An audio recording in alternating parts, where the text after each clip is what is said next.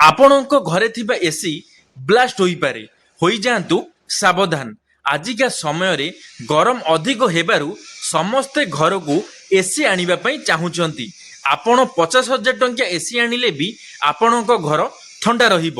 ଲକ୍ଷେ ଟଙ୍କିଆ ଏସି ଆଣିଲେ ବି ଆପଣଙ୍କ ଘର ଥଣ୍ଡା ରହିବ।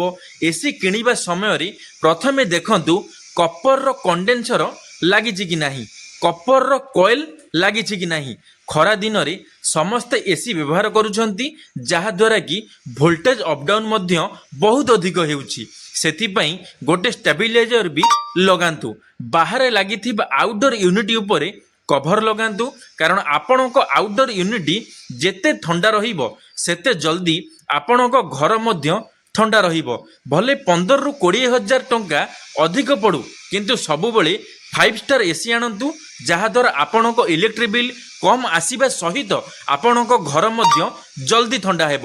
ଯଦି ଭିଡ଼ିଓଟି ଆପଣମାନଙ୍କୁ ଇନଫର୍ମେଟିଭ୍ ଲାଗିଥିବ ମୋତେ ଫଲୋ କରିଦେବେ, ଲାଇକ୍ କରିଦେବେ, ସେୟାର କରିଦେବେ। ଧନ୍ୟବାଦ। ଜୟ ଶ୍ରୀ ଜଗନ୍ନାଥ।